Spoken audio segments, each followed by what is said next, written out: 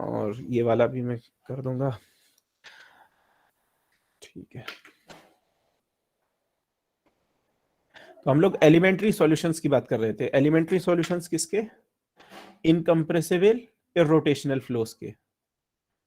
तो हमने जो है वो फ्लूइड फ्लो के ऊपर दो कंडीशन लगा दी थी, रेस्ट्रिक्ट कर दिया था, स्पेशल केस बना दिया था। तो वो दो कंडीशन थी कि एक तो फ्लो अगर इनकम्प्रेसिबल हो और दूसरा साथ में इरोटेशनल भी हो। इनकम्प्रेसिबल के लिए कंडीशन है del dot V equal to zero, mean जिसको ऐसे भी कहते हैं कि divergence of velocity zero, del dot V यानी डाइवर्जेंस ऑफ वेलोसिटी जीरो हो, तो इसको ये इनकम्प्रेसिबल फ्लो कहलाएगा। दूसरी कंडीशन है इरोटेशनल फ्लो, यानी curl of velocity del cross V is equal to zero, वो जीरो हो। तो अगर curl of velocity del cross V is equal to zero और ये curl of velocity del cross V equal to zero और del dot V equal to zero दोनों condition हो, तो उस केस में जो फ्लो होता है वो कहलाता है पोटेंशियल फ्लो। उसके जो है वो लैप्लास इक्वेशन को सेटिस्फाई करती है, वेलोसिटी भी और साथ में आपका, मैंने पिछली बार शो किया था स्ट्रीम फंक्शन और पोटेंशियल फंक्शन भी। तो हमने स्ट्रीम फंक्शन डिफाइन किया था, पोटेंशियल फंक्शन डिफाइन किया था। आप लोगों को रिमाइंड कराने के लिए, स्ट्रीम फंक्शन हम तब डिफाइन कर सकते हैं जब फ्लो इनकम्प्रेसिबल हो, यानी del dot V equal to zero हो। इसी तरह से पोटेंशियल फंक्शन हम तब डिफाइन करते हैं जब फ्लो इरोटेशनल हो, और अगर फ्लो इरोटेशनल भी है, इनकम्प्रेसिबल भी है, तो उस केस में हम पोटेंशियल फंक्शन और स्ट्रीम फंक्शन दोनों डिफाइन कर सकते हैं। और दोनों फंक्शंस जो है वो लैप्लास इक्वेशन को, यानी del square psi equal to zero, del square phi equal to zero, दोनों जो है वो लैप्लास इक्वेशन सेटिस्फाई करते हैं। तो बेसिकली इस तरह के फ्लोज में जी। सर ये मैं पूछ रहा था कि ये स्ट्रीम फंक्शन और स्ट्रीम लाइन में क्या डिफरेंस है वो? हाँ, तो स्ट्रीम लाइन तो मैंने जैसे स्टार्टिंग में इस यूनिट के बताया था कि स्ट्रीम लाइन एक लाइन होती है जिसकी टेंजेंट जो है वेलोसिटी का डायरेक्शन के अलोंग होती है, ठीक है, लोकली। तो वो तो होती है स्ट्रीम लाइन, आपको पता है स्ट्रीम लाइन क्या है। स्ट्रीम फंक्शन एक फंक्शन होता है जो किसी स्ट्रीम लाइन पे कांस्टेंट रहती है उसकी वैल्यू। स्ट्रीम लाइन तो लाइन होती है जो है वो फ्लो में जो हम ड्रॉ करते हैं, और स्ट्रीम फंक्शन जो है वो एक फंक्शन है, उस फंक्शन की वैल्यू स्ट्रीम लाइन के ऊपर कांस्टेंट रहती है। और वो फंक्शन कहाँ से आता है? साई जो है वो स्ट्रीम फंक्शन है बेसिकली। तो साई कहाँ से आया ये मैंने समझाया था, उसके लिए आपको यहाँ जाना पड़ेगा।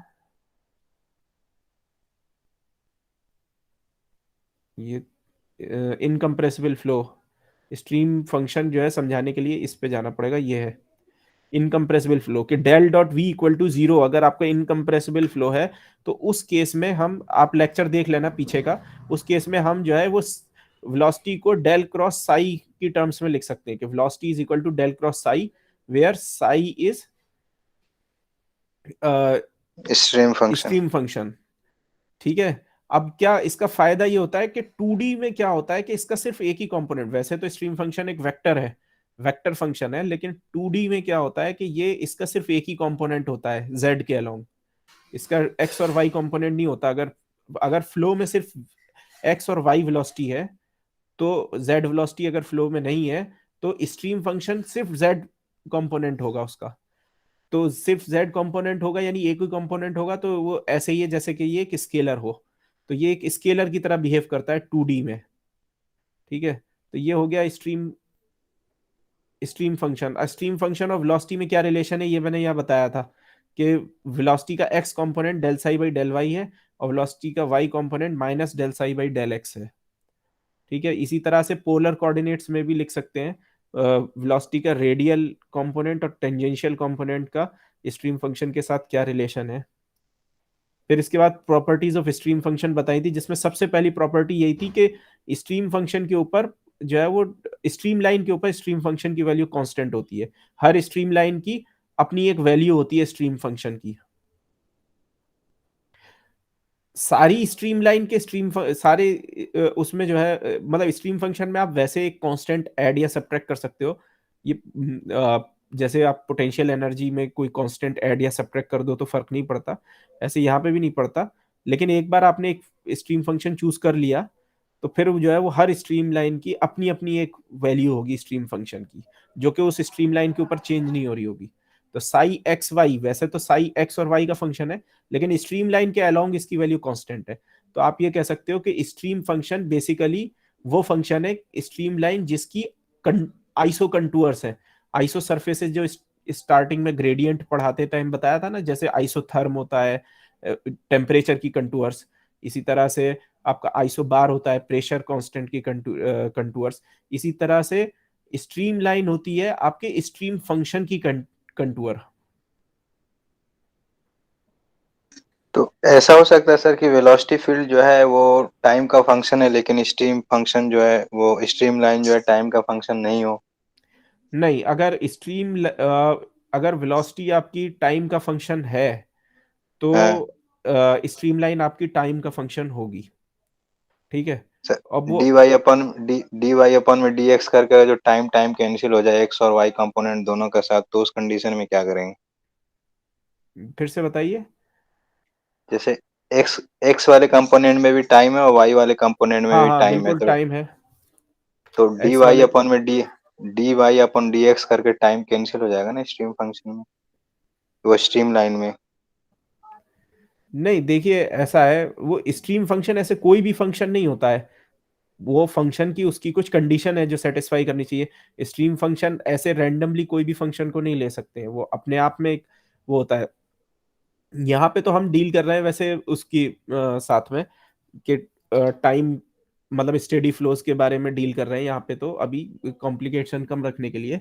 लेकिन ये है कि स्ट्रीम लाइन जो है वो इंस्टेंटेनियस होती है, एक टाइम इंस्टेंट में स्ट्रीम लाइन कुछ और है, दूसरे टाइम इंस्टेंट पे कुछ और है, तो हर टाइम के लिए आप स्ट्रीम फंक्शन भी डिफाइन कर सकते हो। वो इंस्टेंटेनियस स्ट्रीम फंक्शन डिफाइन कर सकते हो, मतलब वो भी टाइम का फंक्शन होगा।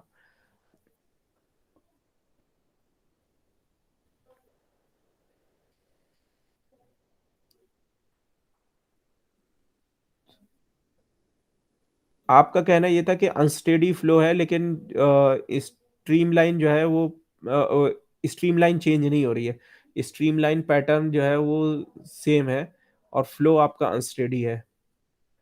हम्म, ये एक क्वेश्चन था सर, उसमें मैं बना रहा था, वो फॉक्स का था, तो उसमें जैसे वेलोसिटी जो है वो टाइम का फंक्शन है। हाँ वेलोसिटी टाइम का फंक्शन दिया है बॉक्स बहुत से फॉक्स के क्वेश्चन में। हाँ, लेकिन क्या है कि वो जब स्ट्रीम लाइन जब उसमें ड्रॉ करते हैं तो वो टाइम का फंक्शन नहीं होता है। तो ऐसा पॉसिबल है कि वेलोसिटी जो है टाइम का फंक्शन है और स्ट्रीम लाइन जो है टाइम का फंक्शन नहीं हो?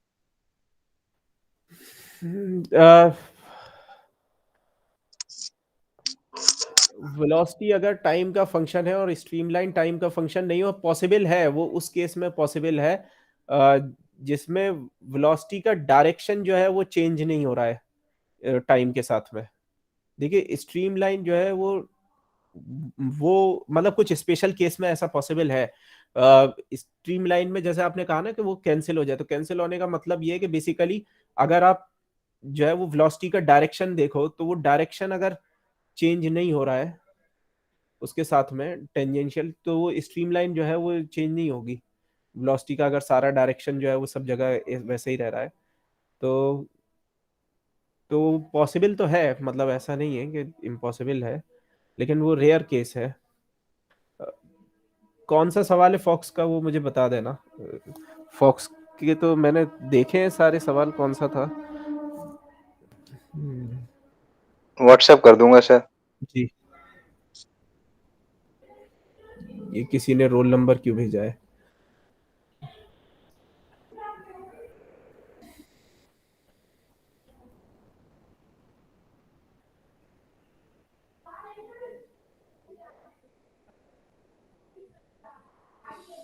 तो जैसे हमने स्ट्रीम फंक्शन डिफाइन किया था, ऐसे ही हमने पोटेंशियल फंक्शन भी डिफाइन किया था फाई।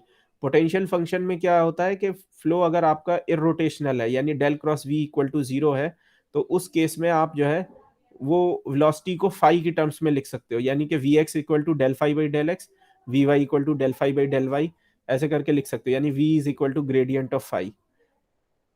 उसके इसकी प्रॉपर्टीज हमने डिस्कस की थी। फिर उसके बाद में हम आ गए थे इन एलिमेंट्री सॉल्यूशंस की तरफ, कि आपका अगर फ्लो दोनों है, इनविसिड सॉरी इरोटेशनल भी है और इनकम्प्रेसिबल भी है, तो दोनों अगर है सेटिस्फाई कर रहा है, तो उस केस के लिए हम कुछ बेसिक सॉल्यूशंस स्टडी कर रहे थे, जिसमें पहला था यूनिफॉर्म फ्लो, यानी कि सीधे सीधे बस फ्लो हो रहा है। तो उसके लिए हमने वेलोसिटी निकाली थी और फाई और साई निकाला था। फिर उसके बाद में हमने बात की थी लाइन सोर्स की, कि एक पॉइंट में से जैसे फ्लो बाहर आ रहा है तो वो कहलाता है लाइन सोर्स। और अगर एक पॉइंट के अंदर फ्लो जा रहा है अंदर की तरफ रेडियली, तो वो कहलाता है लाइन सिंक। सिंक और सोर्स दोनों का सेम ही वेलोसिटी और स्ट्रीम फंक्शन और पोटेंशियल फंक्शन होता है, सिर्फ उनका साइन का डिफरेंस होता है। सिंक के केस में निगेटिव होता है। तो ये साई दिया हुआ है उसका सिंक या सोर्स के लिए। सिंक के लिए क्यू नेगेटिव हो जाएगा सिर्फ। और ये क्यू जो है ये हमको बता रहा है इसका वॉल्यूम फ्लो रेट, कि कितना जो है वो बेसिकली उस पॉइंट में से वॉल्यूम बाहर आ रहा है। इसी तरह से फाई और वेलोसिटी है। फिर बात हुई थी लाइन वोर्टेक्स की। लाइन वोर्टेक्स क्या है? लाइन वोर्टेक्स जो है वो ऐसे है, फ्लूइड सर्किल्स में गोल गोल घूम रहा है एक स्पेशल तरीके से, कि उसके सर्कुलेशन उसके अराउंड कांस्टेंट है, चाहे कोई भी आप कर्व ले लो। अगर आप इस पॉइंट को इंक्लूड कर रहे हो, जो सेंटर है उसका, उसको इंक्लूड कर रहे हो और उसके अराउंड आप सर्कुलेशन निकाल रहे हो। सर्कुलेशन क्या होता है? वेलोसिटी का लाइन इंटीग्रल। जो सर्कुलेशन हमको फ्लूइड पार्टिकल के रोटेशन के बारे में बताता है, जैसे वोर्टिसिटी बताती है। दोनों के बीच में रिलेशन है जो हमने पीछे कवर किया है। वो स्टोक्स थ्योरम होता है वेक्टर कैलकुलस में, उस थ्योरम से आता है स्ट्रीम फंक्शन सॉरी सर्कुलेशन और वोर्टिसिटी के बीच का रिलेशन। एनीवे,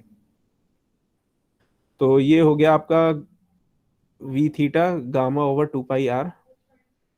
ये आपका वेलोसिटी है, आपकी टेंजेंशियल वेलोसिटी एक लाइन वोर्टेक्स के अराउंड। वोर्टेक्स कई तरह के होते हैं, तो ये लाइन वोर्टेक्स ये है इरोटेशनल वोर्टेक्स, क्योंकि अगर आप डेल क्रॉस वी देखोगे तो वो जीरो है। यहाँ पे अगर आप निकालोगे इसकी वोर्टिसिटी तो वो जीरो आएगी, बस एक ओरिजिन पे छोड़ के, वहां पे आप डिफाइन नहीं है उसको। लेकिन इसी तरह से हमने एक शुरुआत में जब स्टैटिक्स पढ़ रहे थे तो वहां पे भी एक तरह का वोर्टेक्स देखा था, कि एक जैसे कप है और उसमें उसको आप घुमा रहे हो गोल गोल, तो वो जो बना रहा है वो फोर्स्ड वोर्टेक्स कहलाता है। उस केस में आपका वोर्टिसिटी की कुछ वैल्यू होती है। इनफैक्ट जो आप जिस एंगुलर वेलोसिटी से उस कप को घुमा रहे हो, उसके ट्वाइस एंगुलर वेलोसिटी के बराबर वोर्टिसिटी होती है उस केस में। ये आप निकाल सकते हो वोर्टिसिटी डेल क्रॉस वी से। तो ये हमने लाइन वोर्टेक्स के लिए भी वेलोसिटी, स्ट्रीम फंक्शन और पोटेंशियल फंक्शन, ये तीनों फाइंड कर लिए थे। अब आते हैं अगले पे। तो बेसिक तो यही है, फिर इसके बाद में आगे जो है वो इनसे मिल के बनता है। तो ऑब्जर्वेशन ये है कि ये सब जो है, जो जो आपके साई और फाई हैं, ये सब सेटिस्फाई कर रहे हैं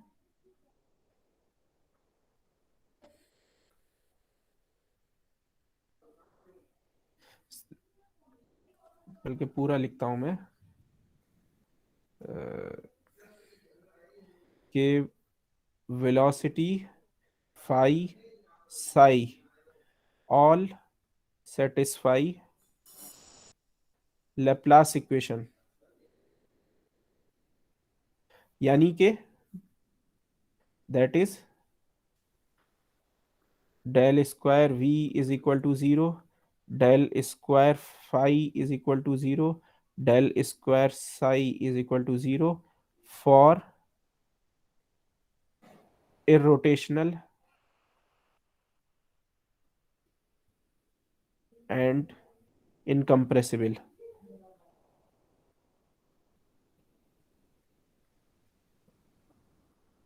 फ्लो। तो इरोटेशनल इनकम्प्रेसिबल फ्लो के लिए ये जो हमारे ये तीनों क्वांटिटीज हैं, ये लेप्लास इक्वेशन सेटिस्फाई कर रहे हैं। और लेप्लास इक्वेशन जो है वो लीनियर है equation. Equation is a linear equation. ये लीनियर पार्शियल डिफरेंशियल इक्वेशन कहलाती है। डिफरेंशियल इक्वेशन है लेकिन पार्शियल डेरिवेटिव्स इन्वॉल्व है, इसलिए पार्शियल डिफरेंशियल इक्वेशन कहते हैं इसे। Linear partial differential equation. और लीनियर होने का फायदा यह है कि लीनियर इक्वेशंस जो होती हैं उनमें सुपरपोजिशन आप यूज कर सकते हो। देयरफॉर सुपरपोजिशन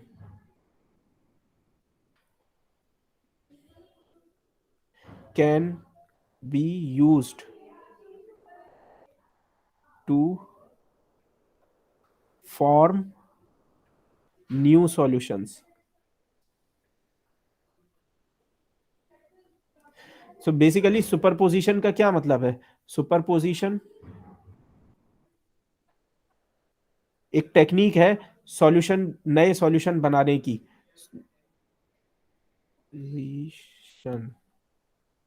तो सुपरपोजिशन में क्या होता है कि अगर if psi1 and psi2 are two solutions,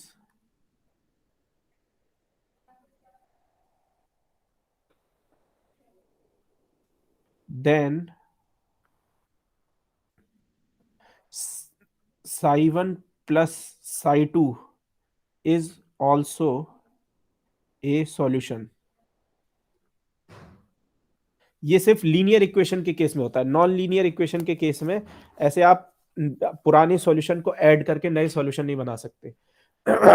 linear equations जो होती हैं उसमें पुराने सॉल्यूशंस को ऐड करके नए सॉल्यूशन हम बना सकते हैं। तो यही सुपरपोजिशन कहलाता है कि आपके पास में पुराने सॉल्यूशंस हैं, आप उनको जोड़ जोड़ के उनको उनको मल्टीप्लाई कर लो किसी कांस्टेंट से और ऐड कर लो, या ऐसे ही ऐड कर लो, तो कितने भी सॉल्यूशन ऐड करके आप नए नए सॉल्यूशन बना सकते हो। तो अभी पीछे जो हमने सॉल्यूशंस पढ़े हैं, जैसे कि यूनिफॉर्म फ्लो है, लाइन सोर्स या सिंक है, लाइन वोर्टेक्स है, ये जो सॉल्यूशंस है इनको हम आपस में जोड़ के नए सॉल्यूशन बना सकते हैं। तो ये एडवांटेज है यहाँ पे लीनियर इक्वेशन होने की। तो तो सॉरी, तो पहला जो हमारा सुपरपोजिशन का एग्जाम्पल है वो है, वो उसको कभी कभी इटसेल्फ एलिमेंट्री सॉल्यूशन की तरह भी ट्रीट किया जाता है, क्योंकि वो इतना कॉमन और इतना स्पेशल है कि उसको जो है वो ट्रीट किया जाता है। तो उसका उसको कहते हैं सॉल्यूशन को डबल सॉरी, तो इसको मैं एलिमेंट्री सॉल्यूशन कितने हो गए थे, लाइन वोर्टेक्स था। तो अब बात करेंगे डबलेट की। तो डबलेट क्या है? डबलेट है बेसिकली दो सोर्स और सिंक को जोड़ने से बनता है डबलेट। यानी कि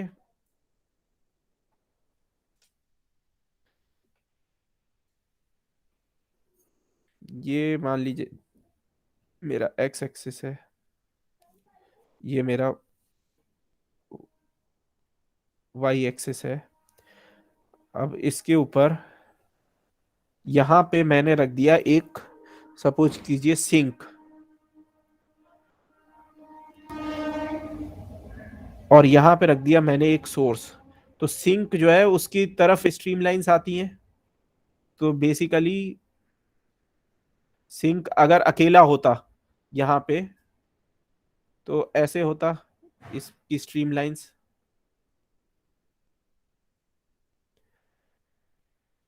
अंदर की तरफ आ रही होती,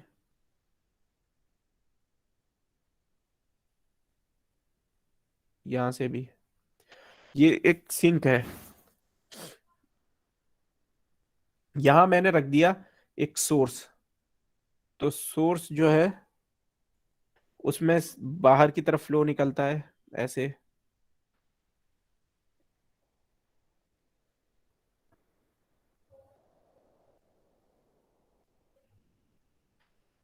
ये एक सोर्स है। अब ये सोर्स और सिंक जो है हमने एक साथ रख दिए। अब सपोज कीजिए कि इसकी इसकी स्ट्रेंथ है प्लस क्यू सोर्स, और इसकी स्ट्रेंथ है -q, और दोनों का जो डिस्टेंस है वो a है y एक्सिस से। ठीक है, तो जब आप इन दोनों को एक साथ रखोगे और इनको ऐड करोगे सिंपली, तो यहाँ पे जो स्ट्रीम लाइंस है ना दोनों की, वो एक दूसरे को मॉडिफाई करेंगी, और मॉडिफाई करके क्या हो जाएगा, ये वाला जो यहाँ से जो ये फ्लो निकल रहा है, ये कुछ दूर जाके इसमें ऐसे एंटर कर जाएगा, ये एरो ऐसा रहेगा। इसी तरह से ये वाला जो सीधे है वो तो इन्फिनिटी पे चला जाएगा जो वर्टिकल है, और ये इन्फिनिटी से आ रहा होगा। इसके अलावा यहाँ पे जैसे और स्ट्रीमलाइन आप ड्रॉ कर सकते हो इस तरह से, ये वाली स्ट्रीमलाइन ऐसे चली जाएगी, ये ऐसे चला जाएगा, ये ऐसे चला जाएगा, ये दूर जाके वापस आएगा। जैसे मैग्नेटिक फील्ड की बनाते हो बिल्कुल वैसे ही ये ऐसे हो जाएगा, ये ऐसे हो जाएगा। सॉरी, ये अंदर की तरफ है,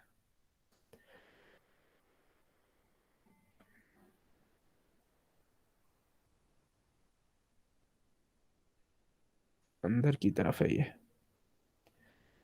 तो ये भी अंदर की तरफ आ रहा है, ये अंदर की तरफ,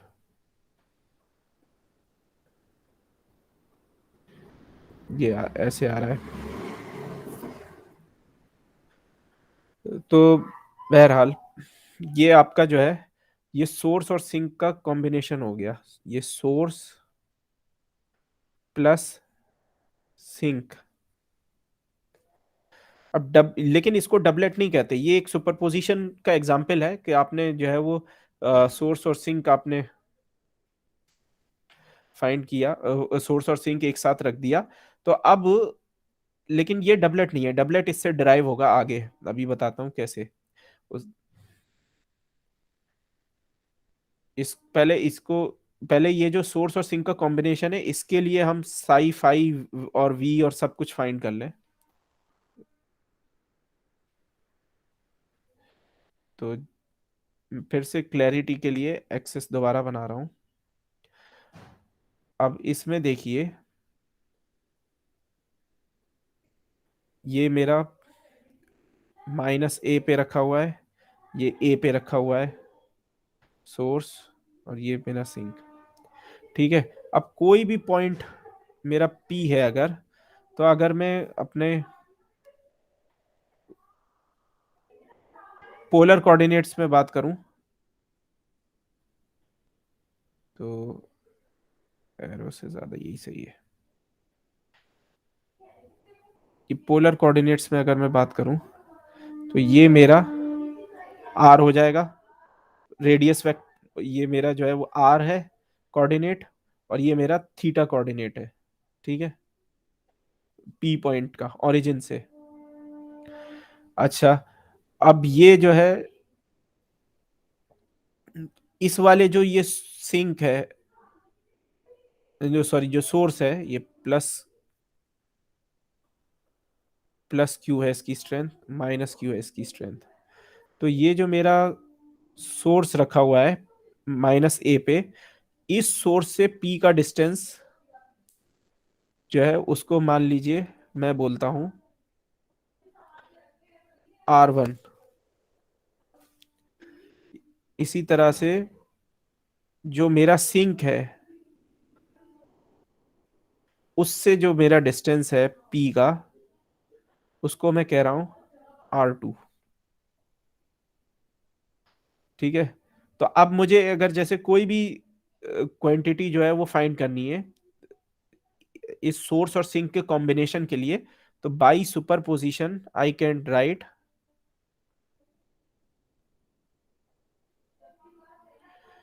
Sai is equal to psi 1 plus psi 2। Psi 1 क्या है,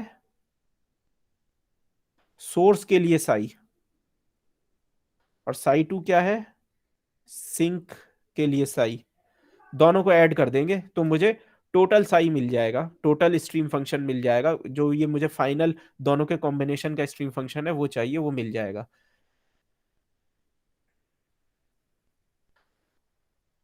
अब ये जो साई वन है, तो ये सोर्स के लिए क्या होता है स्ट्रीम फंक्शन? सोर्स के लिए हमने स्ट्रीम फंक्शन यहाँ पे पीछे निकाला था। सोर्स के लिए ये होता है Q over two pi theta.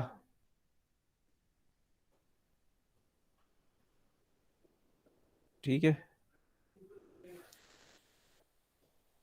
और फाई होता है Q over two pi L N R.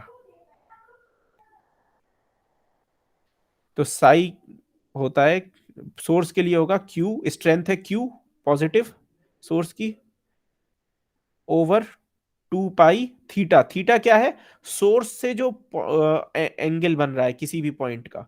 जैसे पी पॉइंट पे जो है वो साई की वैल्यू कैलकुलेट करनी है, तो पी पॉइंट पे जो एंगल है वो, अगर सोर्स से जो बन रहा है, तो सोर्स से एंगल क्या बन रहा है, इसको कहते हैं थीटा वन। और जो सिंक से बन रहा है उसको कहते हैं थीटा टू। तो ये यहाँ पे हम लिखेंगे Q over two pi theta one.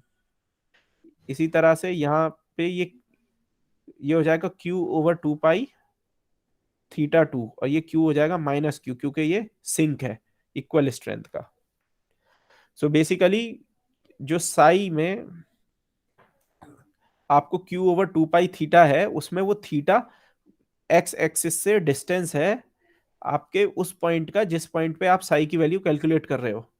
जैसे पी पॉइंट पे मुझे वैल्यू कैलकुलेट करनी है किसी भी जनरल पॉइंट पी पे, तो उसकी वैल्यू, वहां से जो एंगल बन रहा है मुझे उसकी वैल्यू लिखनी है।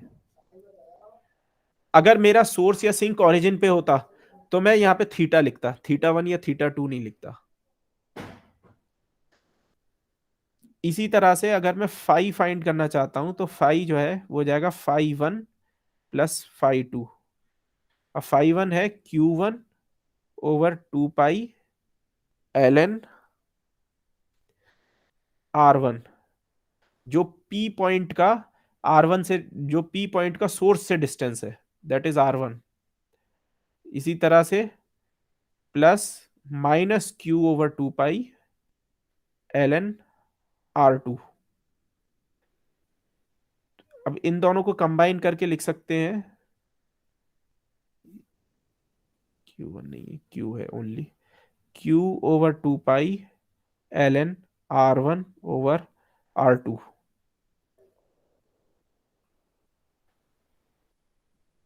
तो ये मेरा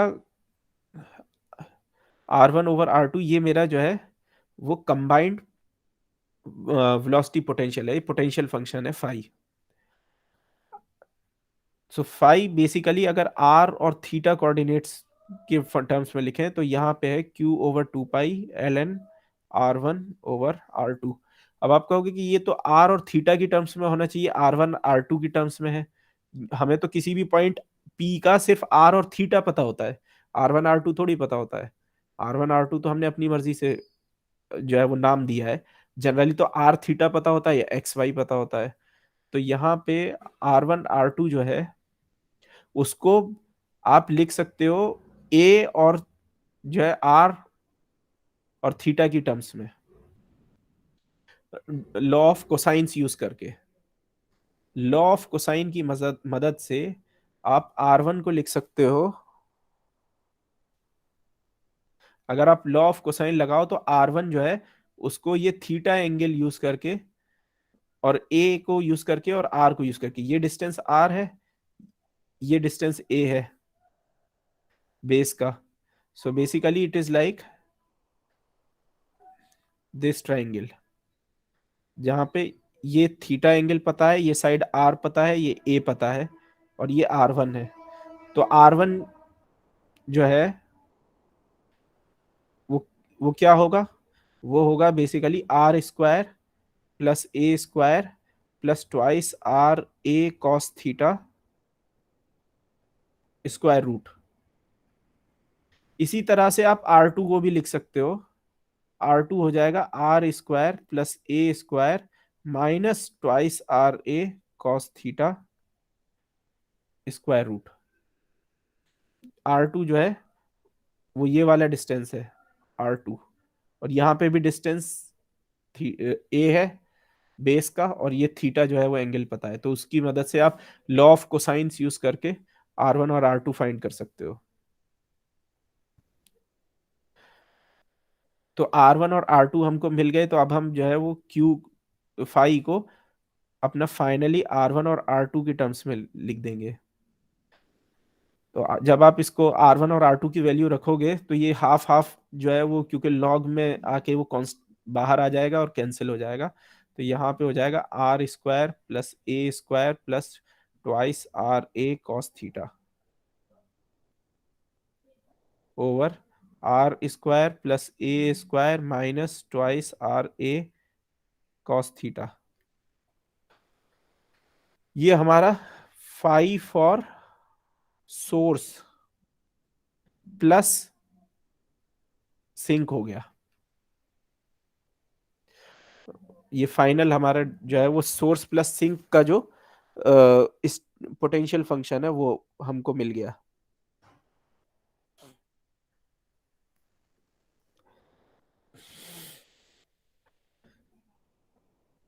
अब आते हैं डबलेट पे। Doublet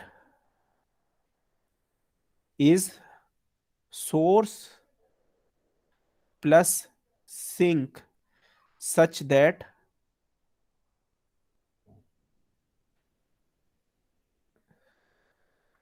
such that a tends to 0, q tends to infinity, and a q is equal to some constant chi।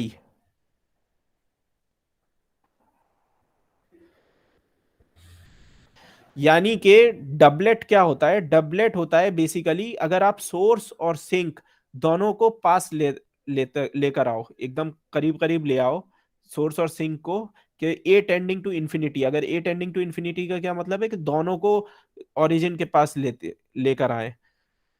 ठीक है, दोनों को ओरिजिन के पास अगर लाएंगे, ओरिजिन पे रख देंगे, तो वो आपस में कैंसिल हो जाएंगे। सोर्स और सिंक, जितना फ्लो सोर्स में से आ रहा है उतना सिंक में चला जाएगा, बाहर कोई फ्लो बचेगा ही नहीं। तो उस सिचुएशन को अवॉइड करने के लिए हम क्या करेंगे? हम कहते हैं कि जो स्ट्रेंथ है इसकी वो इन्फिनिटी को जा रही है, और जो डिस्टेंस है दोनों के बीच में वो जीरो हो रहा है, सच दैट कि क्यू और ए का जो प्रोडक्ट है काई, वो कांस्टेंट रहे। अगर हम इस तरह से इसको वेरी करें कि दोनों के बीच का डिस्टेंस कम करते जाएं, स्ट्रेंथ बढ़ाते जाएं, और दोनों का क्यू और ए का प्रोडक्ट जो है, डिस्टेंस और स्ट्रेंथ का प्रोडक्ट, वो कांस्टेंट रखें, तो अगर हम ऐसा करेंगे तो जो लिमिटिंग केस में जो हमारा सॉल्यूशन आएगा उसी को डबलेट कहते हैं। Is a limiting case of doublet जो है वो सोर्स प्लस सिंक का लिमिटिंग केस है ये स्पेशल सिचुएशन में। तो डबलेट का फाई फाइंड करने के लिए हमको क्या करना पड़ेगा? हमको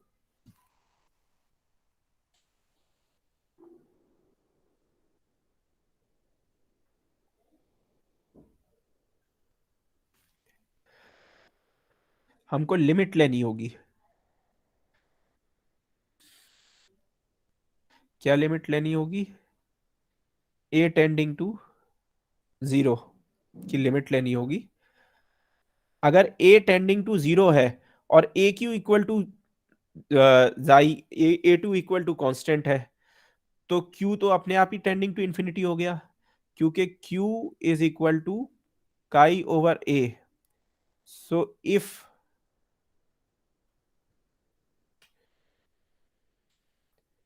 if a is tending to 0, this implies q tends to infinity, because q into a is psi, a constant। q into A अगर कांस्टेंट है, तो अगर a टेंडिंग टू 0 होगा तो q अपने आप इंफिनिटी की तरफ जाएगा। तो a टेंडिंग टू 0 यहाँ पे लिख दिया, और q over 2 pi ln r square plus a square plus twice r a cos theta over r square plus a square minus twice r a cos theta. अब ये लिमिट लगाने के लिए ए टेंडिंग टू जीरो, ये q को जो है वो जाई की टर्म्स में लिख देंगे, इसको रिप्लेस कर देंगे। Put q is equal to chi over a, therefore phi is equal to limit a tending to zero.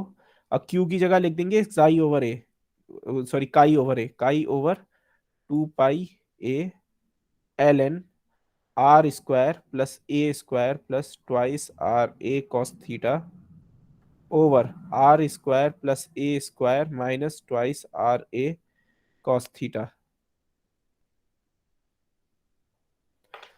ठीक है। अब जब ये आप लिमिट लोगे तो ये लिमिट क्या हो रही है, ये लिमिट हो रही है 0/0 की फॉर्म में। इस लिमिट को आपको इवेल्युएट करना है, तो इसके आपको जो है वो l'Hopital रूल आप यूज कर सकते हो, या जैसे भी आप लिमिट निकालना चाहो, बहुत से तरीके होते हैं निकालने के। एक तरीका है l'Hopital रूल। l'Hopital रूल में क्या होता है कि न्यूमेरेटर और डिनोमिनेटर दोनों को डिफरेंशिएट कर देते हैं। तो अगर अगर फाई जो है वो न्यूमरेटर अपॉन डिनोमिनेटर है, सॉरी, अगर phi limit a tending to zero d n numerator upon denominator है, तो इसको जो है वो l'Hopital लगा के हम इसको लिख सकते हैं limit a tending to zero d n over d a upon d d over d a, ये कहलाता है। ये एक लिमिट फाइंड करने का तरीका है कि न्यूमरेटर और डिनोमिनेटर दोनों को जो है वो लिमिट, दोनों को डिफरेंशिएट कर दो। तो हमारे फाई के केस में हमारी लिमिट, हमारा वो क्या है,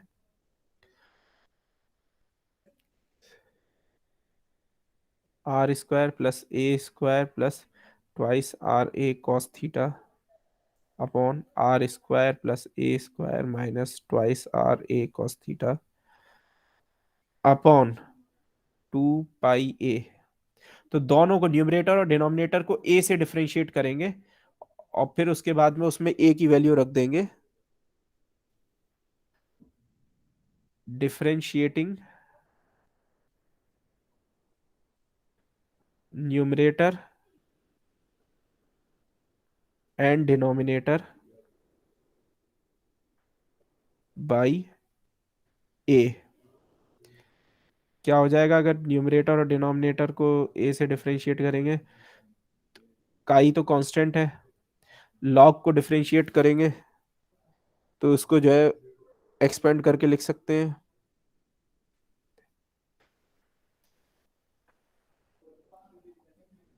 एल एन,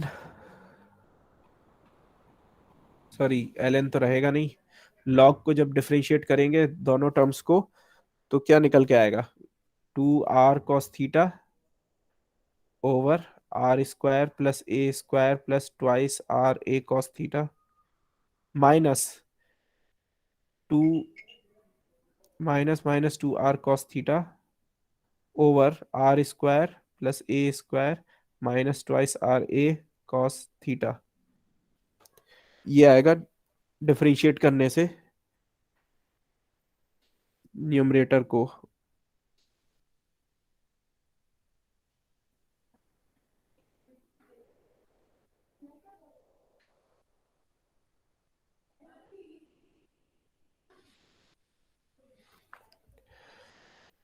ठीक है। अब डिनोमिनेटर में 2 पाई ए है, तो ए से जब डिफरेंशिएट करेंगे तो सिर्फ 2 पाई रह जाएगा नीचे। अब इसमें जब ए को जीरो पुट करोगे तो जो है वो फाइनली फाई निकल के आएगा,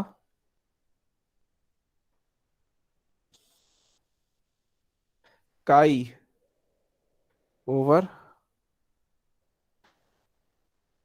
आर कॉस थीटा।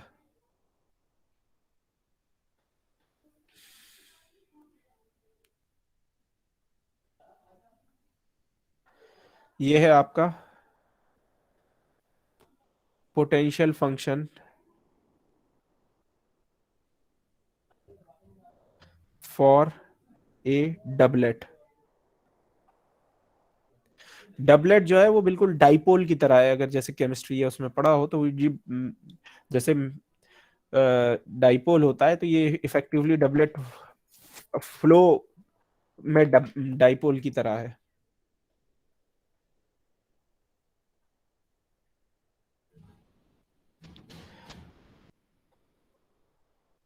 अब आप जो है वो जब आपको ये मिल गया,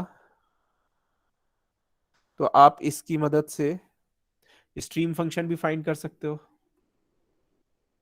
स्ट्रीम फंक्शन फाइंड करने के लिए आप रिलेशन यूज कर सकते हो। पीछे हमने कोशी रीमान इक्वेशन लिखी थी स्ट्रीम फंक्शन और वेलोसिटी फंक्शन के बीच में। बेसिकली जैसे वी एक्स का एक्सप्रेशन है, v x is equal to del phi,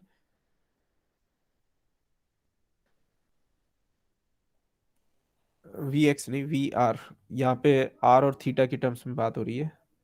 तो जैसे वी आर है del phi over del r is equal to 1/r del psi over del theta. So this implies del psi over del theta is equal to r del phi over del r. This implies del psi over del theta. अब यहाँ पे phi की value यहाँ से रख दें, del phi over del r, ये क्या हो जाएगा, minus chi over r square cos theta. So this will be minus chi over r cos theta. और इसको जब इंटीग्रेट करेंगे तो वो हो जाएगा minus chi over r sine theta.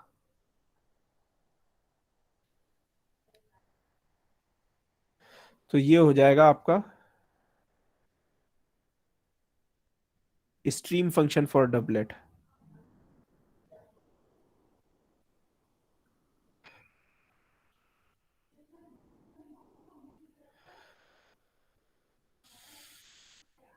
अब ये फाई या साई दोनों में से किसी से भी आप जो है वो वी आर और वी थीटा फाइंड कर सकते हो, वेलोसिटी। तो we are is equal to del phi over del R, और del phi over del R क्या है, minus chi over are cos theta. इसी तरह से वी थीटा हो जाएगा आपका 1/r del phi over del theta.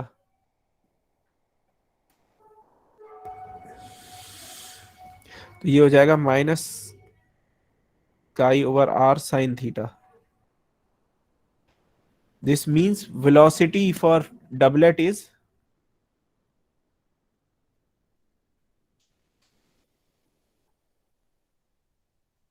minus chi over r cos theta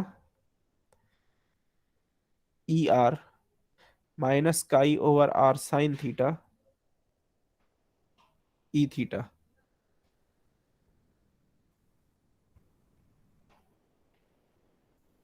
ये डबलेट की वेलोसिटी है,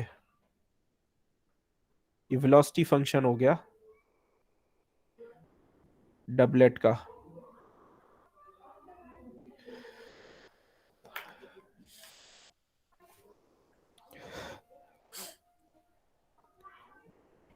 इसकी अगर स्ट्रीम लाइंस प्लॉट करके देखें डबलेट के लिए, तो डबलेट में हमने जो है वो ये देखा था कि ये कैसे ये इन दोनों को क्लोज लाएं तो ये हमारा डबलेट बन जाता है इस एक सोर्स और सिंक को। तो अगर आप इसकी स्ट्रीम लाइन प्लॉट करके देखो तो वो कुछ इस तरह से दिखेंगी।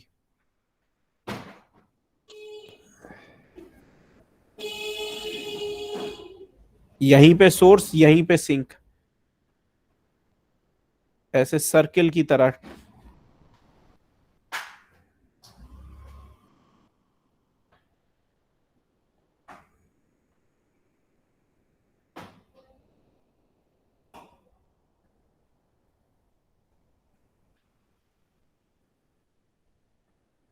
ये आपका जो है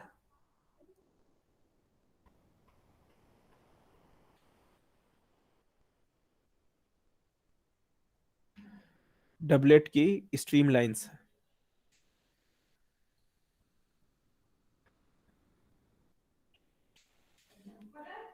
तो ये सुपरपोजिशन का ही मतलब सुपरपोजिशन की ही मदद से हमने एक और सॉल्यूशन फाइंड कर लिया, जो क्या है doublet.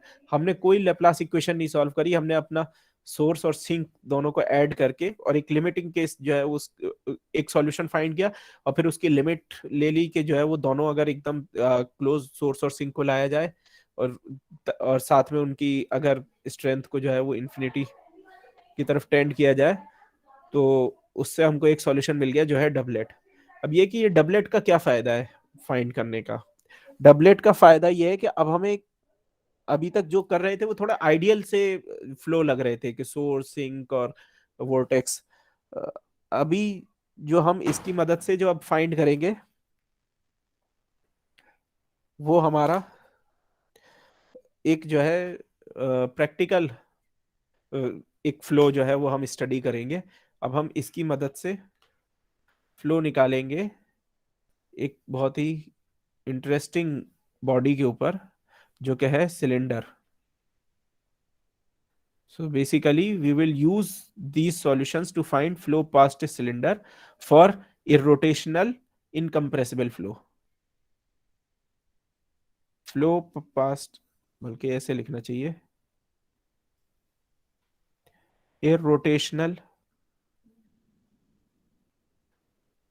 and incompressible flow past a circular cylinder.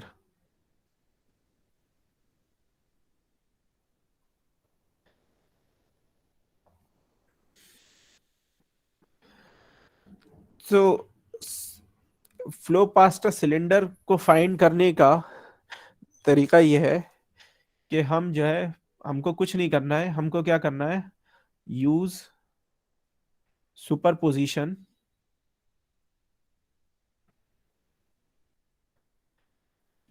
और सुपरपोजिशन में क्या यूज करेंगे, एक डबलेट लेंगे और एक यूनिफॉर्म फ्लो लेंगे, जो सबसे पहला एलिमेंट्री सॉल्यूशन था। ठीक है, एक डबलेट और एक यूनिफॉर्म फ्लो, इन दोनों को ऐड कर देंगे तो आप देखोगे अपने आप ऑटोमेटिकली फ्लो पास्ट सिलेंडर जो है वो आ जाएगा। तो इसको करके देखते हैं।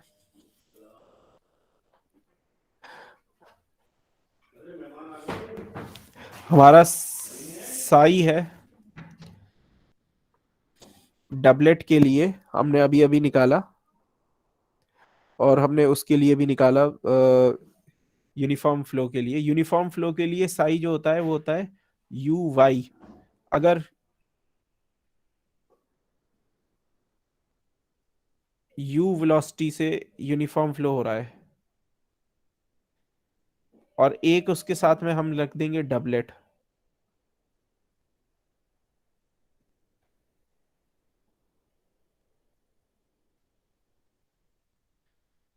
तो इक्वल टू ये हमारा आ जाएगा फ्लो पास्ट सिलेंडर,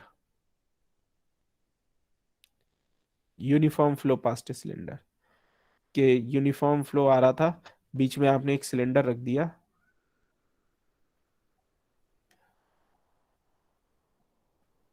तो वो फ्लो कैसे दिखेगा। तो यूनिफॉर्म फ्लो का साई ये है यू वाई, पीछे निकाला है। डबलेट का जो साई है वो है माइनस काई साइन थीटा ओवर आर।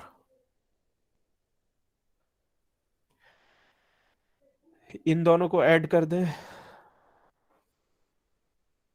अच्छा, यू वाई जो है इसको एक और तरह से लिखा जा सकता है, इसको लिख सकते हैं यू आर साइन थीटा। क्यों? Because y is equal to r sine theta, ये आपको पता है जो है वो सिलिंड्रिकल और आपके पोलर और कार्टेशियन कोऑर्डिनेट्स के बीच का रिलेशन है। Y is equal to r sine theta, x is equal to r cos theta, ये आपको पता है। तो ये यू वाई को जो है वो यू आर साइन थीटा लिख दिया, minus chi over r sine theta. Therefore psi will be u are minus chi over r sine theta.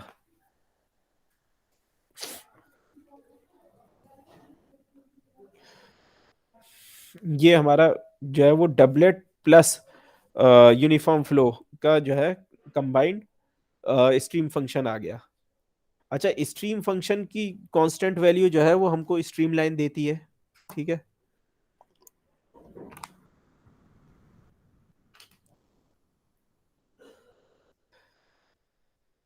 अब इसमें जरा एग्जामिन कीजिए।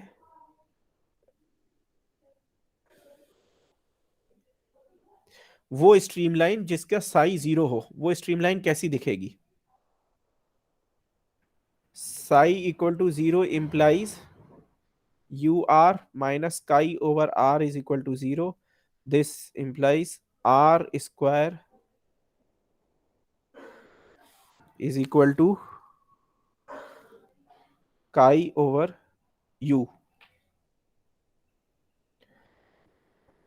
जो कि एक कांस्टेंट है। काई ओवर यू कांस्टेंट है। This implies R is equal to chi over U, ये एक कांस्टेंट है। इसकी वैल्यू अगर मैं ए बोल दूं तो ये मेरी इक्वेशन हो जाएगी आर इक्वल टू ए। और आर इक्वल टू ए क्या है? पोलर कोऑर्डिनेट्स में सर्किल की equation of a circle in polar coordinates. तो पोलर कोऑर्डिनेट्स में सर्किल की इक्वेशन होती है आर इक्वल टू ए। तो यहां पे ये जो हमारी psi equal to zero streamline है, वो वो इस रेडियस की square root of chi over u की एक स्ट्रीमलाइन का शेप आ रहा है। सो बेसिकली हमारा जो साई है, उसको अगर आप उससे स्ट्रीमलाइंस प्लॉट करो तो स्ट्रीमलाइन पैटर्न कुछ इस तरह से दिखेगा आपको।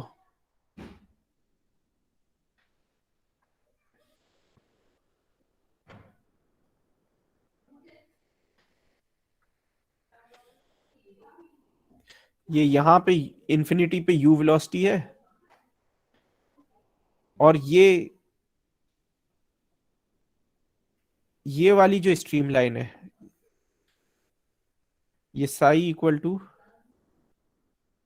जीरो स्ट्रीमलाइन है, और इसके अंदर भी कुछ फ्लो होगा। तो ये एरो बना देता हूं मैं फ्लो पे।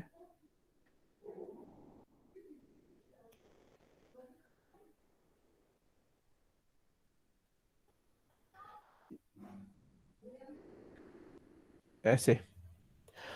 तो ये सर्किल की तरह साई इक्वल टू जीरो जो है वो सर्किल की तरह दिखाई दे रहा है, सिलेंडर की तरह दिखाई दे रहा है। उसके अंदर भी कुछ फ्लो हो रहा है और उसके बाहर भी कुछ फ्लो हो रहा है, लेकिन फ्लो क्योंकि स्ट्रीम लाइन को क्रॉस नहीं कर सकता, तो इसलिए ये जो स्ट्रीम लाइन है इसके अक्रॉस तो फ्लो नहीं हो सकता, और ये स्ट्रीमलाइन क्लोज्ड है। तो ये जो क्लोज्ड स्ट्रीमलाइन है ये अपने आप में एक बॉडी की तरह एक्ट कर रही है। अंदर के फ्लो को बाहर के फ्लो से कोई मतलब नहीं है। तो हम जो है वो अंदर के फ्लो को अगर इग्नोर कर दें और सिर्फ बाहर का फ्लो देखें, तो हमको फर्क नहीं महसूस होगा कि जो है वो फ्लो जो है ये डबलेट और यूनिफॉर्म फ्लो की वजह से हो रहा है।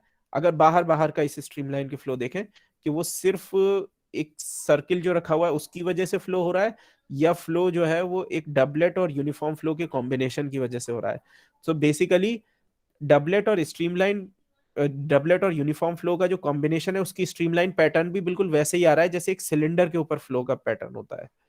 तो इस तो इसका मतलब है कि हमने डबलेट और यूनिफॉर्म फ्लो को कंबाइन करके इस एक सिलेंडर के ऊपर इनकम्प्रेसिबल रोटेशनल फ्लो को फाइंड कर लिया।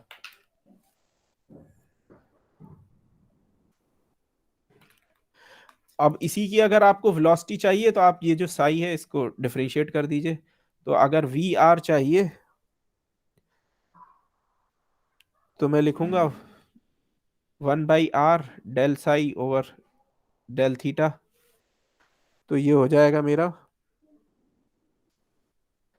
1 minus a square by r square u cos theta, where a is equal to chi over u, और v theta is equal to minus del psi over del r. तो ये हो जाएगा -1 plus a square by r square u sine theta. ये मेरा velocity field हो गई।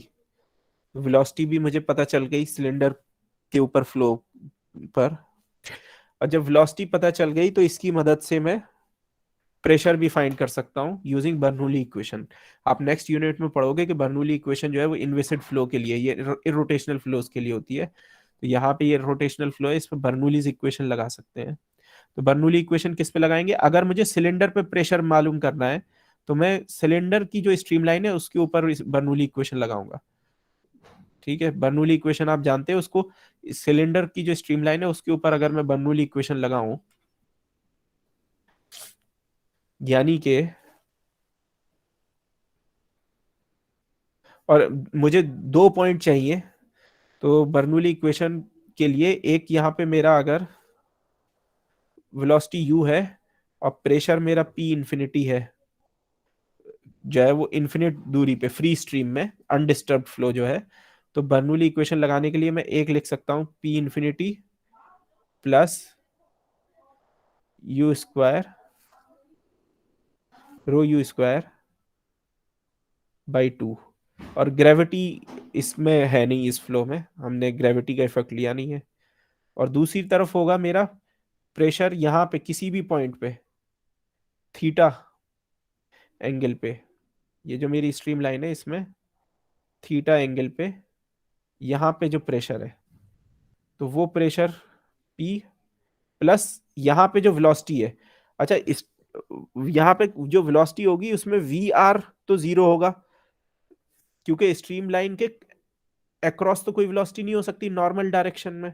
तो we are is zero on cylinder. तो यहाँ पे वी आर तो जीरो है normal velocity, only tangential velocity v theta is there. तो इसलिए मैं यहाँ पे rho v theta square by 2 लिख दूंगा। और इसकी मदद से फिर मैं लिख सकता हूँ रीअरेंज करके p minus p infinity over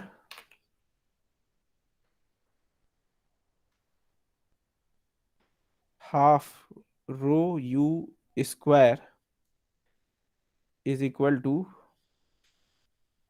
1 - 4 sine square theta. ये जो क्वांटिटी है इसको कहते हैं सीपी, कोफिशिएंट ऑफ प्रेशर। ये भी एक पाई ग्रुप की तरह है।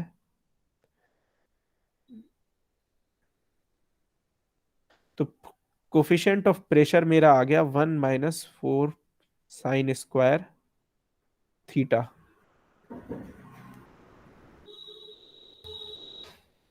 आप लैब में एक्सपेरिमेंट करोगे जिसमें आपको सिलेंडर के ऊपर कोफिशिएंट ऑफ प्रेशर जो है वो मेजर करना है। वो एक एक्सपेरिमेंट है जिसमें एक एयर बेंच है और उस पर एक सिलेंडर लगा हुआ है, उसका प्रेशर मेजर करते हैं उसके 360 डिग्री। तो जब आप लैब में वो एक्सपेरिमेंट करते हो और प्लॉट करते हो सीपी को,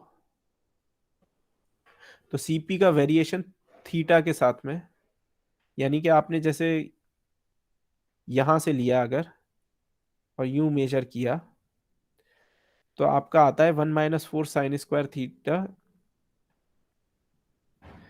ऐसे तो ये आपका है 0 डिग्री, ये आपका है 180 डिग्री, और ये आपका है 360 डिग्री। यानी यहाँ पे प्रेशर मैक्सिमम है, फिर उसके बाद में कम होना शुरू होता है। 180 डिग्री पे आपका जो है इसकी वैल्यू हो जाती है -3, और ये सॉरी -1, और यहाँ पे वैल्यू -3, मिनिमम वैल्यू है -3। यहाँ पे कम हो जाती है, मिनिमम हो जाती है, और फिर वापस यहाँ पे फुल बढ़ के जो है वो फुल हो जाती है, मैक्सिमम वैल्यू हो जाती है। ये +1 है। +1 से -3 के बीच में वेरी करता है, +1 से -3 के बीच में। तो ये तो है आपका इक्वेशन के हिसाब से, ये तो है इक्वेशन जो हमने अभी निकाली है इनकम्प्रेसिबल और इरोटेशनल फ्लो के लिए। लेकिन रियलिटी में क्या होता है कि रियलिटी में आपका फ्लो कुछ इस तरह से आता है, ये थोड़ा इसको मैच करता है और फिर ये कुछ जाके ये, यानी कि प्रेशर यहाँ पे मैक्सिमम तो होता है, फिर कम भी होता है, लेकिन उतना कम नहीं होता, और फिर उसके बाद में फिर वो कम ही रहता है यहाँ पे नीचे, जब लास्ट में वापस बैक साइड पे आता है तो वो फुल रिकवरी नहीं होती प्रेशर की। ये ऐसा रियल फ्लोज में होता है। हम जो अजम्पशन ले रहे हैं इनकम्प्रेसिबल और इन इरोटेशनल फ्लो का जो हम असम्पशन ले रहे हैं, ये उसकी वजह से है, ये इरोटेशनल फ्लो की वजह से, इनकम्प्रेसिबल की तो नहीं, इरोटेशनल फ्लोज के असम्पशन की वजह से ये हमारा ये डिफरेंस आ रहा है रिजल्ट में। तो ये है आपका एक्सपेरिमेंट।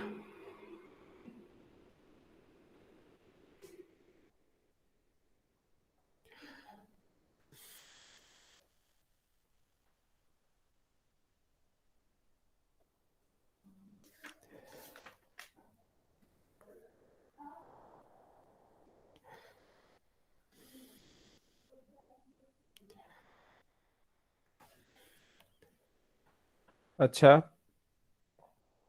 अब इसी में अगर आपको ये सिलेंडर पे फ्लो है, इस पे आपको लिफ्ट और ड्रैग निकालना हो, यानी कि फोर्स इसमें कितनी लग रही है एक्स डायरेक्शन में और वाई डायरेक्शन में, तो कैसे निकालोगे? आपने ये सिलेंडर लिया, ये प्रेशर जो है वो किसी भी पॉइंट पे एक्ट कर रहा है जो कि थीटा एंगल पे है, ये प्रेशर है। तो इसकी वैल्यू आपको यहां से मिल जाएगी, ये प्रेशर की वैल्यू। इसको आप जो है वो इंटीग्रेट कर दो, अगर इसका कंपोनेंट, इसका अगर आप कंपोनेंट ले लो एक्स के अलोंग और इंटीग्रेट कर दो, तो फोर्स ऑन एक्स डायरेक्शन मिल जाएगी, यानी कि यू के डायरेक्शन में फोर्स मिल जाएगी। तो वो कहलाती है lift force. Lift force is force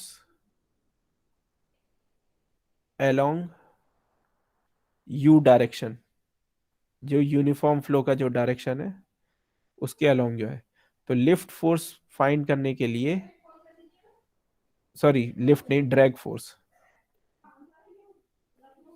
drag force जो फोर्स अलोंग यू डायरेक्शन है वो ड्रैग फोर्स कहलाती है।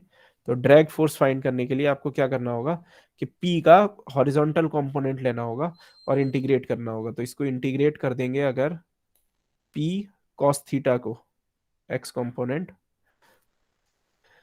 और ये P cos थीटा, क्योंकि ये ड्रैग ये P इस तरफ लग रहा है, तो हमको हमको जो है वो पॉजिटिव ड्रैग यू के अलोंग लगेगा, इसलिए यहाँ पे एक माइनस साइन आएगा, P cos theta R D theta 0 to 2 पाई, अगर इसे इंटीग्रेट कर दें तो यहाँ पे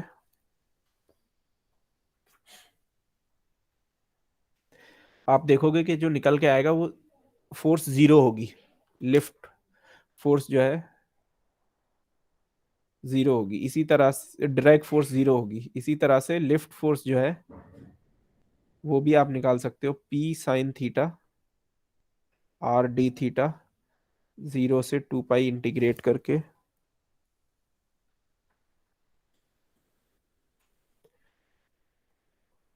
तो वो भी जीरो आएगी। यानी कि इनकम्प्रेसिबल इनविसिड फ्लो में सिलेंडर पे जो है वो कोई फोर्स नहीं आती, लेकिन ये रियलिटी के अगेंस्ट है। रियलिटी में सिलेंडर के ऊपर सिमेट्रिक फ्लो में कोई लिफ्ट तो नहीं हो, लेकिन ड्रैग जो है वो फोर्स जरूर होती है। तो यही कहलाता है डीएलेम्बर्ट पैराडॉक्स,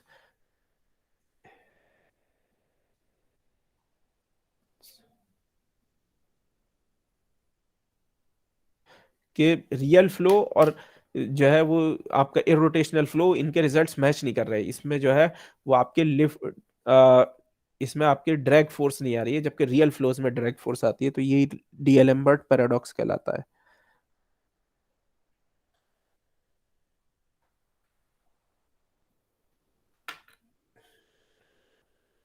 अब इसी के एग्जाम्पल में जो है वो इसका एक एक्सटेंशन है कि ये तो सिंपल सिलेंडर पे फ्लो था। अब अगर रोटेटिंग सिलेंडर पे फ्लो को मॉडल करना हो तो साथ में आप एक वोर्टेक्स लगा सकते हो,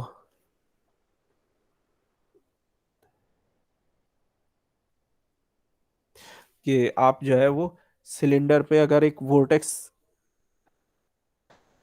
लगा दो, लाइन वोर्टेक्स, और उसको ऐड कर दो, तो वो आपका हो जाता है,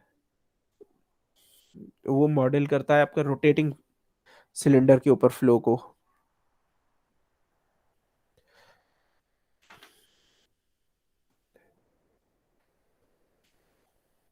तो मैं इसको डिटेल में नहीं करूंगा, सिर्फ बता देता हूँ।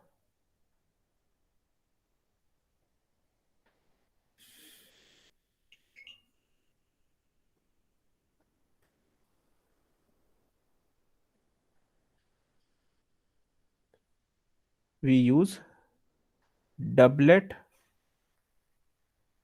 सॉरी पहले यूनिफॉर्म फ्लो, मतलब कुछ भी पहले लिख सकते हैं, लेकिन यूनिफॉर्मिटी के लिए यूनिफॉर्म फ्लो प्लस डबलेट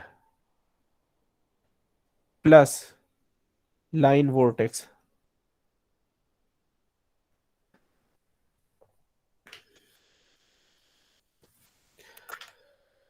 तो आप लोगों के लिए बहुत ज्यादा ना, इसलिए मैं इसको और आगे नहीं कर रहा, लेकिन मैं सोच रहा था कि ये आपको रोटेटिंग सिलेंडर के ऊपर फ्लो भी बताऊं। नेक्स्ट टाइम में बता दीजिएगा सर। नहीं, नेक्स्ट टर्न पे नहीं, अब तो खत्म ही है। आगे टर्न से तो दूसरा, इतना ही रखेंगे उसको। अब ये आपने जो ये है, एक एग्जाम्पल करा के मैं खत्म ही कर रहा हूँ। ये आपका, अच्छा अटेंडेंस खोल देता हूँ मैं।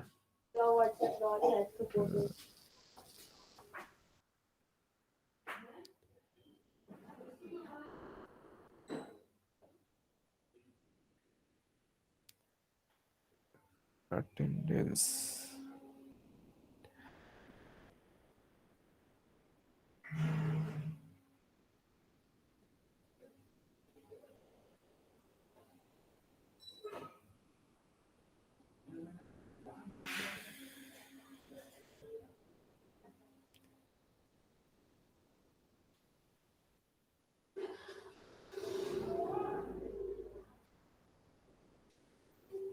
क्या हुआ?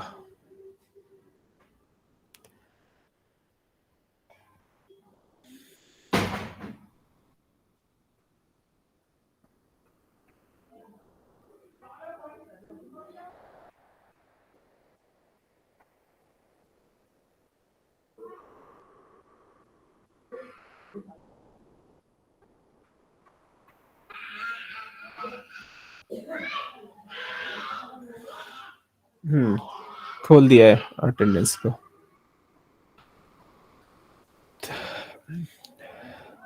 तो मैं ये बता रहा था कि आपका रियल फ्लो में जो है वो यहाँ पे प्रेशर की रिकवरी नहीं होती है, यानी कि प्रेशर यहाँ मैक्सिमम होता है, जैसे कि आपका रोटेशनल फ्लो में है, फिर यहाँ पे मिनिमम भी होता है, लेकिन ये वापस जो है वो रिकवर यहाँ पे नहीं कर पाता, यहाँ पे वापस मैक्सिमम नहीं आ पाता। बल्कि फ्लो का क्या होता है कि रियल फ्लो में फ्लो सेपरेट कर जाता है, जैसे कि ये आपका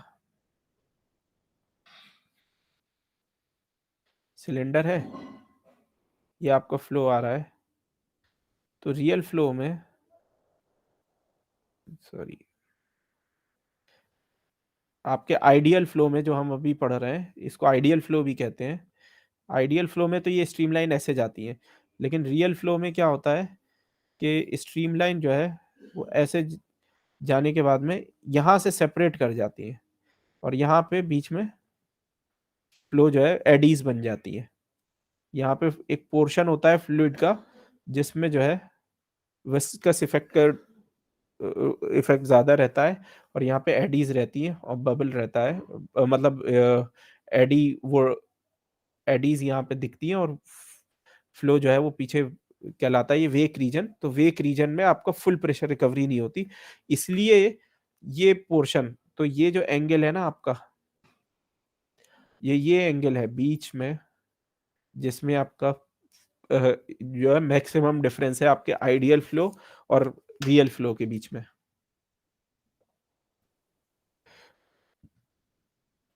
इसके साथ ही मैं एक एग्जाम्पल और करा के खत्म करता हूँ इसको, पोर्शन को।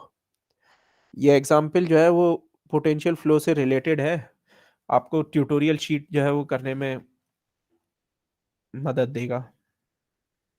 जल्दी मैं ट्यूटोरियल शीट अपलोड कर दूंगा।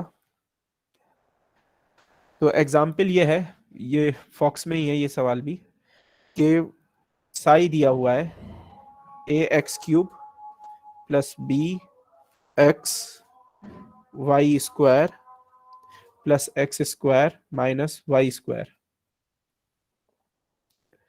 तो पहली चीज है कि साई नोटिस करने वाली, कि साई दिया हुआ है, इसका मतलब है कि फ्लो जो है वो हमारा इनकम्प्रेसिबल तो है, तभी हमको उसका जो है वो साई फाइंड किया हुआ है। इनकम्प्रेसिबल नहीं होता तो साई नहीं फाइंड कर सकते थे, साई डिफाइन नहीं कर सकते थे। तो इनकम्प्रेसिबल तो है, लेकिन वो पूछ रहा है कि ए और बी की किस वैल्यूज के लिए वो इरोटेशनल भी होगा।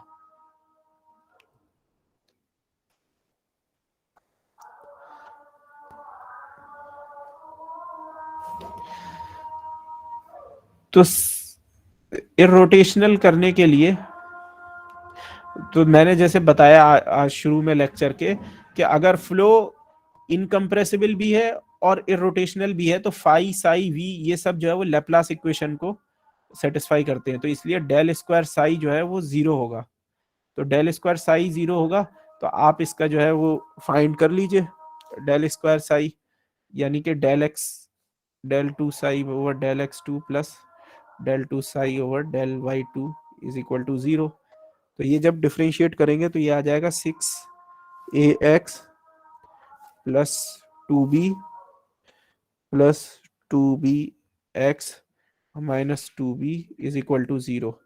So this gives you b is equal to minus 3a. So that is the answer, कि अगर b is equal to minus 3a होगा, इररेस्पेक्टिव के a की क्या वैल्यू है, b की वैल्यू अगर माइनस 3a होगी, तो ये वेलोसिटी फील्ड जो है जिसका साई दिया हुआ है वो इरोटेशनल भी होगी। तो इसको साई को लिख लेते हैं ए एक्स क्यूब और बी की जगह लिख लेते हैं minus 3a x Y square plus x square minus Y square. और वो दूसरे पार्ट में पूछ रहा है कि वेलोसिटी फंक्शन क्या है। तो वेलोसिटी का फंक्शन फाइंड करने के लिए वी एक्स फाइंड करते हैं। वी एक्स कैसे फाइंड करेंगे, del psi over del y से। तो del psi over del y simple बस फॉर्मूले में पुट करना है।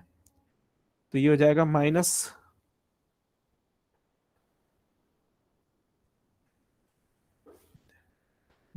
3a जो है ये y से डिफ्रेंशिएट करेंगे तो हो जाएगा twice x Y minus 2y। इसको सिंप्लीफाई कर लें और y is equal to v y is equal to minus del psi over del x. तो ये हो जाएगा 3 minus 3ax square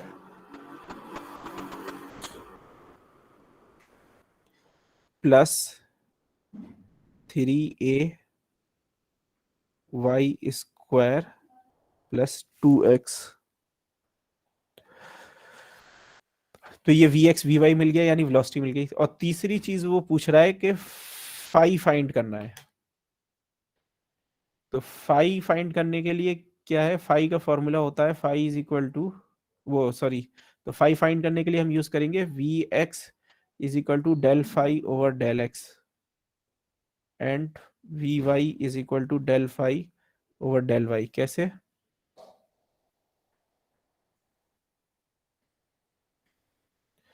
So v del phi over del x is vx. So vx is minus 3a twice xy minus 2y। तो इसको जब integrate करेंगे तो phi निकल के आएगा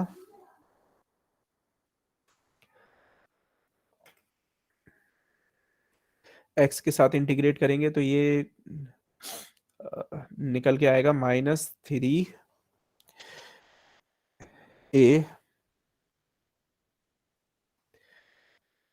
x square y minus twice x why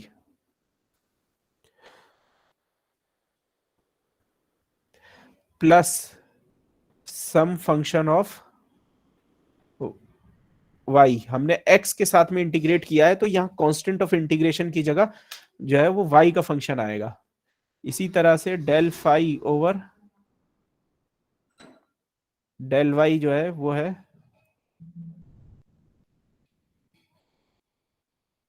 we Y. तो और वी वाई क्या है? Minus 3a x square plus 3a y square plus 2x। इस तरह के सवाल आपने कोशी-रीमा इक्वेशन के साथ में काफी करे होंगे। तो ये बेसिकली वही है, कोशी-रीमा इक्वेशन ही है।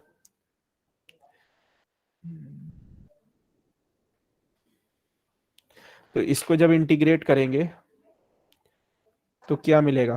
Phi is equal to y के साथ में इंटीग्रेट होगा minus 3a x square y plus 3a y cube by 3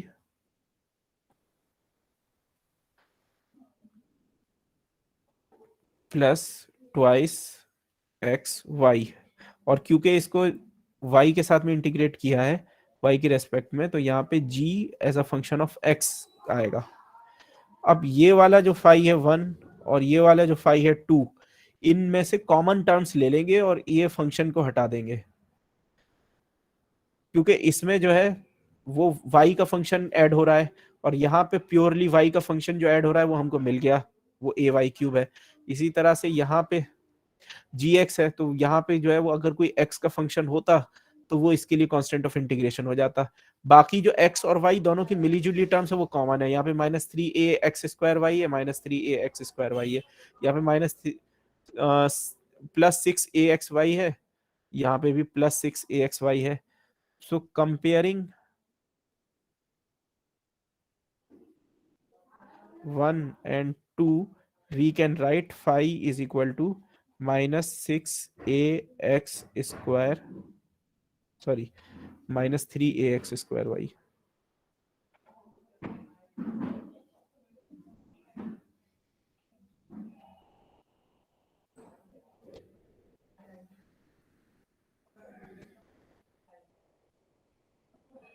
minus 3a x square Y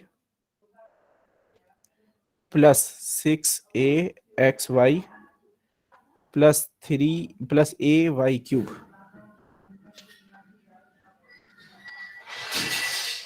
ये आपका रिक्वायर्ड फाई हो गया, यानी पोटेंशियल फंक्शन।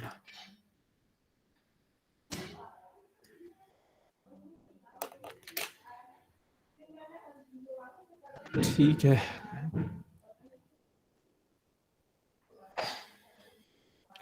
इसमें आपको कुछ पूछना हो तो अभी भी पूछ सकते हो और बाद में भी कभी भी पूछ सकते हो। प्रॉब्लम्स आप लोग सॉल्व करते रहो, मैं जल्दी ट्यूटोरियल शीट अपलोड कर दूंगा। और अभी ये प्रॉब्लम उन्होंने भेजी है वो देखेंगे, लेकिन अभी टाइम नहीं है तो इनको मैं बाद में।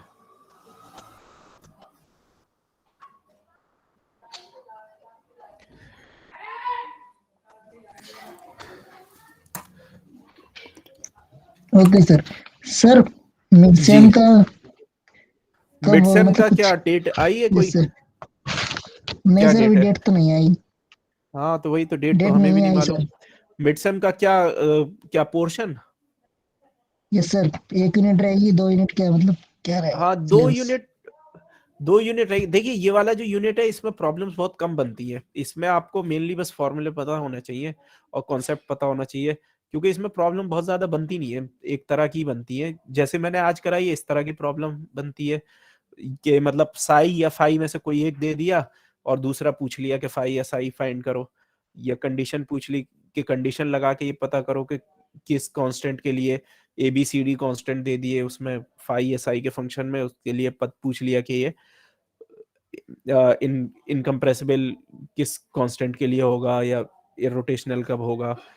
तो इस तरह के सवाल बनते हैं। या फिर ये आपके कुछ सवाल बनते हैं सुपरपोजिशन के, तो वो सुपरपोजिशन के लिए आपको ये फॉर्मूला बस पता होना चाहिए फाई और साई के, और फिर उसको बस ऐड करना है।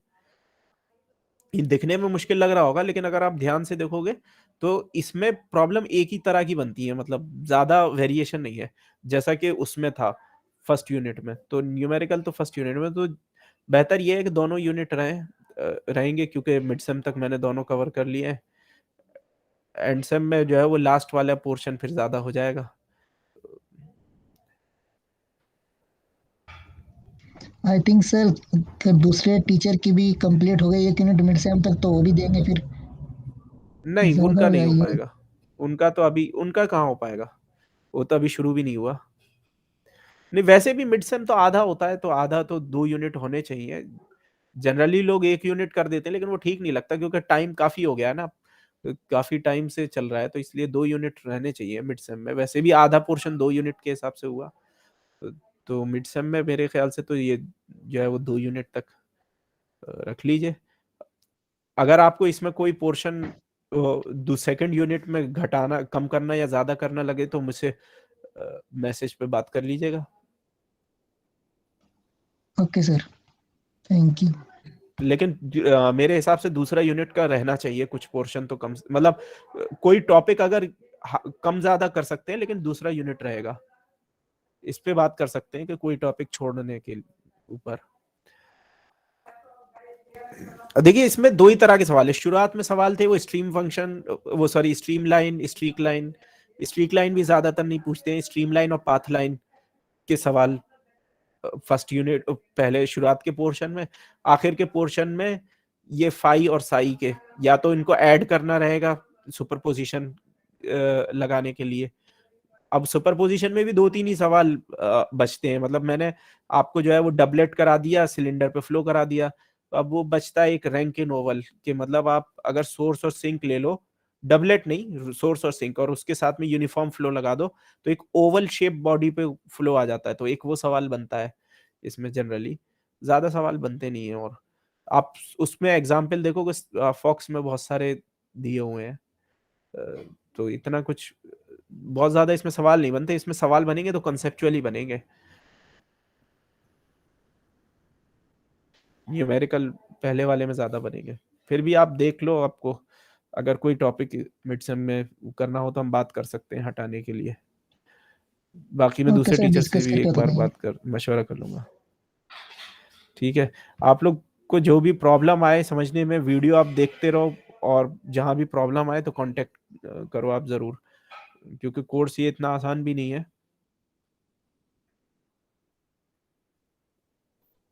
सिलेंड्रिकल फॉर्म में समझ में ओके नहीं आ रहा सर। है सर, वो कार्टेशियन कोऑर्डिनेट तो समझ में